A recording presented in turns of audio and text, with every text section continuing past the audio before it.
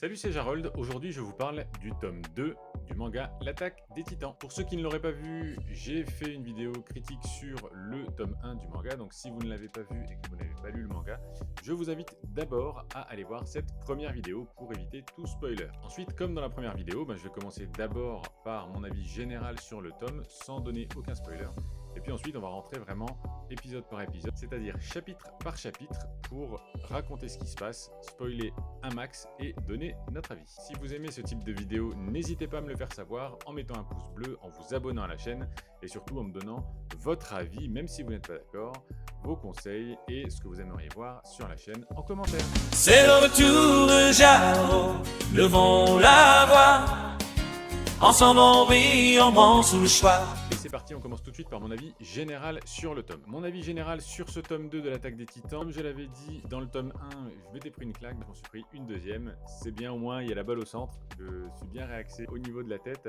C'est un tome qui est extrêmement bien maîtrisé, on voit que l'auteur, exactement ce qu'il veut raconter, comment il veut le raconter, dans quel ordre, et il prend un malin plaisir du coup à bien mettre en scène les choses pour nous faire ressentir un maximum d'émotion au moment où il l'a choisi. Et cette maîtrise-là, on la ressent vraiment de bout en bout de ce tome, encore plus que dans le tome 1. Un tome 1 réussi, c'est une chose, un tome 2 réussi, c'est encore plus dur, et là, franchement, j'ai été bluffé du début à la fin. Je dois aussi dire quand même que, notamment le début est très sombre, donc il faut l'avoir en tête. C'est pas forcément quelque chose de très optimiste ou très agréable à lire par moment, mais en tout cas, ça fait partie de l'histoire et ça reste quand même quelque chose de très maîtrisé. Et voilà, on sent qu'il y a plein de choses derrière et on sent qu'il en a encore sous le pied pour les tomes suivants. Pour ceux qui suivent la chaîne, vous avez dû voir que j'ai fait récemment une vidéo par exemple sur un autre manga qui est Assassination Classroom tome 1 où j'ai fait le commentaire inverse. J'ai vraiment trouvé qu'il n'y avait pas de maîtrise, qu'il n'y avait pas de souffle, qu'on ne sentait pas du tout vers où voulait aller l'auteur et ça m'inquiétait beaucoup. Dans ce tome-là, on sent exactement l'inverse, c'est-à-dire que c'est ça qui est agréable, on sent qu'il sait exactement où il veut aller.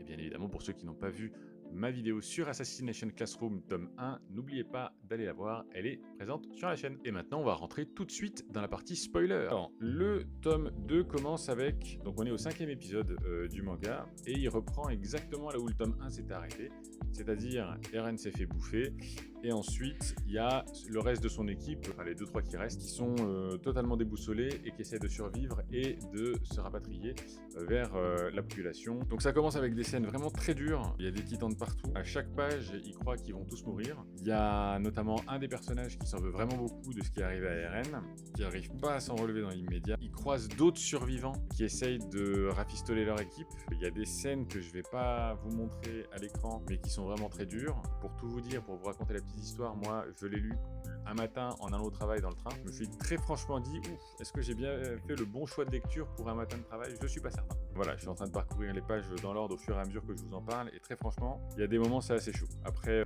il met en scène aussi le fait que dans ces moments-là, il y en a toujours qui essayent de profiter du malheur des autres au sein de la population qui veut se recroqueviller dans la ville suivante, avec notamment un marchand qui veut garder ses richesses et qui bloque le passage pour le reste de la population alors que ses richesses sont trop larges pour passer par le passage.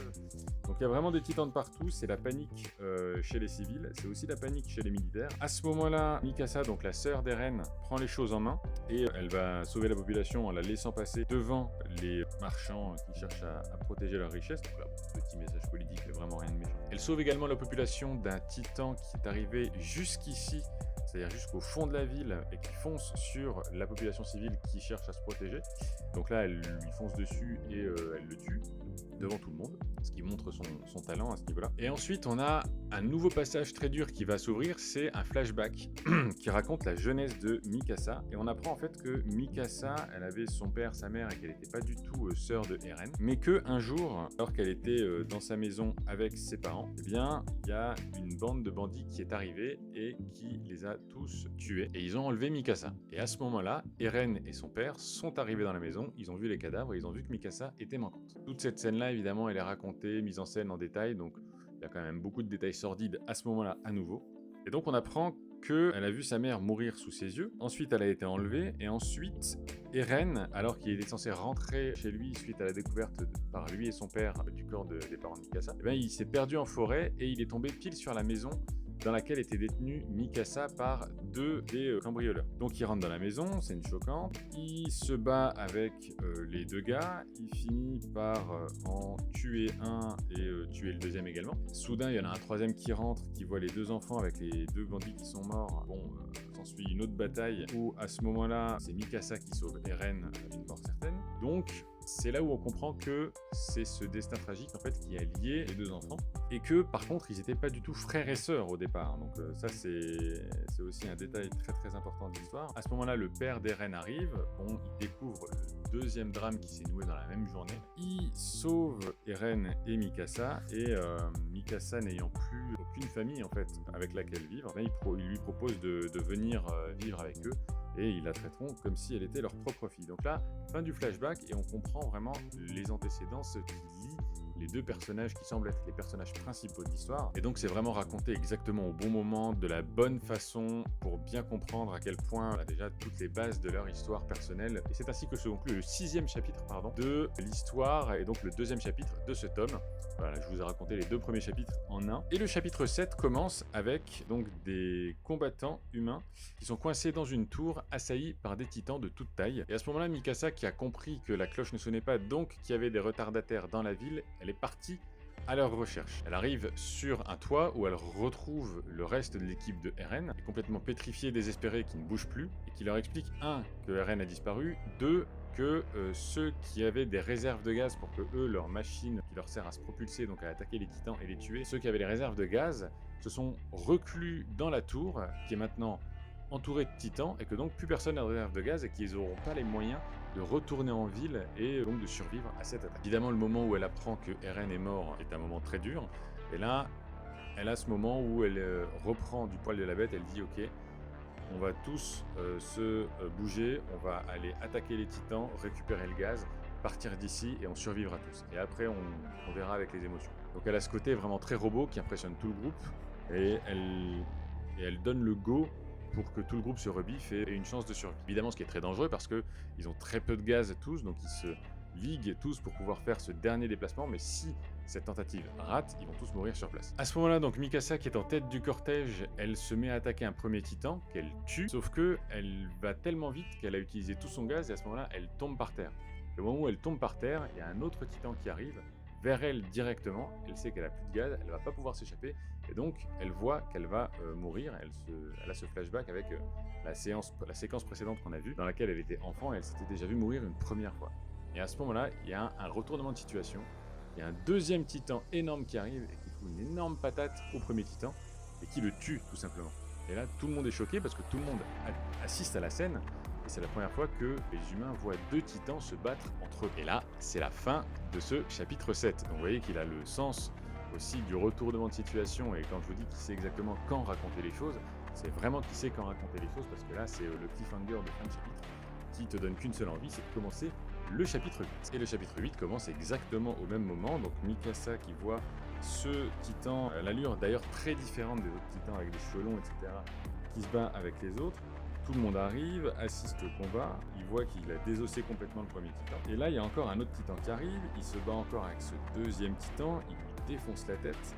La tête est tellement défoncée qu'elle se décroche du corps, elle arrive dans un clocher en face, enfin, c'est vraiment dégueulasse. Et au moins, bon, il a trouvé comment tuer les titans, ce premier titan. Là, il y a tout le monde observe la scène, l'analyse, réagit, donc ça nous donne vraiment des informations. Et c'est à ce moment-là qu'ils arrivent devant la tour où sont les réserves de gaz et où donc sont les autres humains qui se sont recroquevillés dedans. Et là, elle est entourée de titans. Donc les titans attaquent 2 humains et eux, ils profitent de la diversion pour rentrer dans la tour. Ils sont à ça de se faire bouffer, mais ils arrivent à rentrer en défonçant une fenêtre dans la tour. Une fois rentrés dans la tour, bon, il y a un règlement de compte avec ceux qui ont été peureux et qui se sont réfugiés dedans pour se sauver eux-mêmes et faire périr tous les autres humains. Les titans défoncent les murs, commencent à vouloir les bouffer quand même, donc ça devient très très dangereux. Et à ce moment-là, le titan qui s'est retourné contre les autres titans arrive à nouveau et défonce la tête des titans qui essayaient de rentrer dans la tour. Et c'est à ce moment-là que se finit le 8e chapitre de l'histoire. Le 9e et dernier chapitre du tome commence, avec donc le titan rebelle qui se bat contre les autres titans, sauf que les autres titans sont très nombreux. À l'intérieur du bâtiment, les soldats trouvent des armes et ils échafaudent un plan. Leur plan, c'est de descendre de la tour au milieu d'une nacelle, chacun armé d'un fusil. Et il y a un seul fusil par personne disponible. Les fusils n'ont que très peu de coups, et la stratégie, c'est qu'il y a autant de fusils que de titans, et donc chacun devra viser juste et tirer dans les yeux de son titan attitré pour pouvoir le rendre aveugle, et ainsi arriver au sol et pouvoir partir. En gros, chacun doit faire un perfect au niveau du tir, sinon ils sont tous morts. Donc là, gros dilemme et puis grosse tension aussi, parce que tout peut arriver, et surtout le pire. Ils se mettent donc dans la nacelle, ils descendent, les titans arrivent, ils leur tirent dessus, ils leur explosent les yeux, et de derrière, les autres soldats viennent et leur découpent la nuque pour les tuer. Mikasa réussit son coup, mais il y en a un autre qui se loupe. Fort heureusement, ceux qui ont réussi viennent leur prêter main forte et donc ils s'en sortent. À ce moment-là, ils ont le gaz nécessaire pour rentrer chez eux et la voie est libre, ils peuvent s'en aller partir. Simplement, ils voient que le titan rebelle qui les a aidés jusqu'à présent à atteindre leur objectif est en train de se faire bouffer par les autres titans. Et donc là, il y a un débat qui s'installe. Est-ce que ce titan, on peut estimer qu'il nous aide vraiment? Est-ce que c'est un atout pour nous? Est-ce qu'il faut qu'on l'aide à ne pas mourir? Ou est-ce qu'il faut le laisser se faire bouffer par les autres? Étant donné que c'est la première fois que les humains voient un titan attaquer d'autres titans, le débat a toute sa place. Et donc toute une scène très violente où il se fait bouffer par plein de titans en même temps, et en même temps il en tue plein aussi dans le même moment. Mais les gars sont tellement nombreux qu'ils lui arrachent le bras, etc. Donc il finit quand même par tomber et se faire battre par les autres titans. Et là, les humains pensent qu'il est mort. Et c'est au moment où il tombe par terre, mort donc, qu'un épais nuage de fumée apparaît à la place du corps du titan. Et quand il se dissipe, les humains ne peuvent voir qu'une seule chose, c'est le corps de Eren qui est sur le sol. Donc là, Mikasa n'en croit pas ses yeux, elle descend, elle va chercher le corps de Eren qui est évanoui ou mort, on ne sait pas vraiment. Et les autres équipiers qui avaient vu Eren se faire bouffer par un titan n'en croient pas non plus leurs yeux, ils viennent, ils le touchent, ils disent mais comment c'est possible qu'ils soient encore là? Et à ce moment-là, donc ils le prennent, ils regardent autour d'eux pour savoir où ils en sont, ils voient tous les dégâts, et s'ouvre donc la suite de l'histoire, ils vont devoir rentrer chez eux et comprendre qui a fait tous les dégâts qu'il y a autour d'eux. Et le tome s'arrête là. Donc le tome s'arrête sur un énorme cliffhanger avec plein de questions qui se posent. Pourquoi Eren est-il là? Est-ce que Eren s'est transformé en titan et maintenant là? Est-ce qu'il est encore mort? Est-ce qu'il est vivant? Est-ce que c'est bien Eren? Et puis comment est-ce qu'ils vont faire pour rentrer? Est-ce qu'il va y avoir d'autres embûches sur leur chemin maintenant qu'ils ont du gaz? Bref, vraiment tout un tas de questions qui fait qu'on a vraiment très envie de lire ce tome 3. En tout cas, ce tome 2 était donc une énorme réussite. Franchement, il est encore mieux que le tome 1, je trouve, et il donne vraiment très envie de lire le 3. Donc, il y aura forcément une vidéo critique du tome 3. Tant que les tomes seront de cette qualité-là, je vois pas pourquoi j'arrêterai cette série. Dites-moi si vous avez pensé la même chose de ce tome 2 quand vous l'avez lu, de l'épisode correspondant quand vous l'avez vu en animé, et si vous aimez autant l'Attaque des Titans que moi. C'est donc la fin de cette vidéo critique sur le tome 2 de l'Attaque des Titans. J'espère qu'elle vous aura plu. Encore une fois, comme je vous l'ai dit en début de vidéo, n'oubliez pas de mettre un pouce bleu, de vous abonner à la chaîne et de commenter cette vidéo. Quant à nous, on se retrouve dès vendredi prochain pour une prochaine vidéo. C'était Jarol, à plus tard, ciao. You're beautiful like diamonds in the sky. Shine bright like a diamond. Shine